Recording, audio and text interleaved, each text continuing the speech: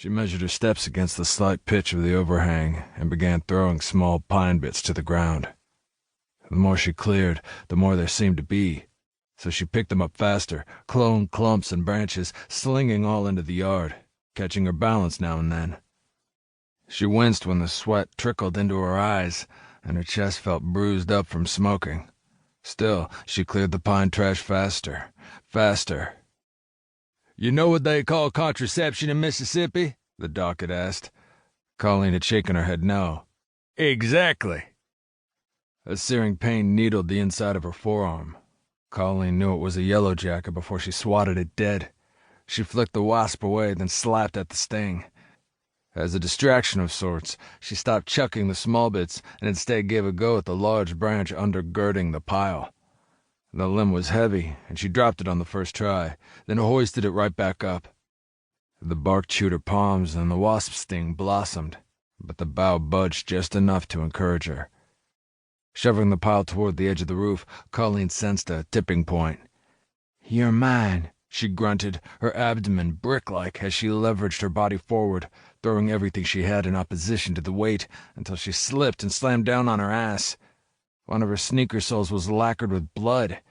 Her eyes darted over to the matted nest of haystick and scrap and the litter of gray squirrels she'd slid on. Wriggling in the debris was a single spared pup. The inch-long creature bore fuzz as delicate as frost, and its inky eyes were lidded. Colleen got to her knees, leaned in close, and blew. Its head bobbed. She looked out over the treetops as if seeking counsel, and once more to those crowned Christ water towers. For the first time in forever, she thought of this nameless grandfatherly type from her childhood, a honey-drawl patriarch who lived in nearby Pitchlynn. He'd been all but installed on a bench in town square, an attraction of sorts, feeding corn kernels to a gray squirrel that sat upright on a shoulder, and astounding any clump-up of passer-by kids.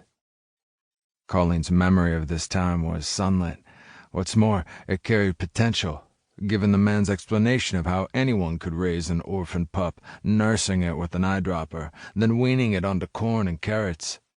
Within weeks, he'd professed, you'd whistle the pet to your side. She'd believed this opportunity.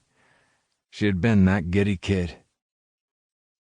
Colleen closed her eyes and took in the full bore of sun, and she grinned with the feel of its dominance. She stood up and apologized and stomped on the nest, then got back to the problem at hand.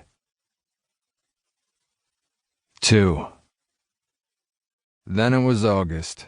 Sweltering, dead-grass August. She was on the couch in a peach-colored bathrobe, third trimester. Derby had already called 4 times that morning. Colleen hadn't picked up, but only listened to the answering machine.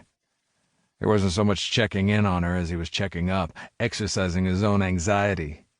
He'd been coiled extra tight since seeing his father back in the news, as if the old man were anything more than a gust of scorched air, or as if a phone call to Colleen could protect her if he wasn't. Instead of talking things out, Derby had doubled down on domestic regimen, check-ins, check-ons, grocery lists, chores, and reporting for daily duty at a house flip gig in Pitchlynn. Derby Friar, his jeans forever tucked into his stiff leather ropers. Once a year he bought a pair of tan, pull-on Red Wing work boots. He spent 12 months scuffing them, wearing them improper, then bought another new pair and started scuffing again. Every 2 years he bought 5 pairs of Levi shrink-to-fit 501s, the denim so rigid, so horribly blue. He'd spend a weekend in and out of the tub, soaking and then drying the pants on his body. Derby squished as he walked about, dripping indigo all over everything. Yet 24 months later, precisely as the jeans got soft and worn and damn well perfect to Colleen, he'd bag them up for the Salvation Army and start in on 5 new pairs. Good old boy, the best old boy. His rituals were endearing. Most times, anyway. At first glance, the only thing quirked about Derby was that he had legally switched to using his mother's maiden name. Yet even this was predictable. If Colleen's surname had been Hobbs, she would have buried that shit the instant she turned 18. She was particularly thankful for this decision now that Derb's dad...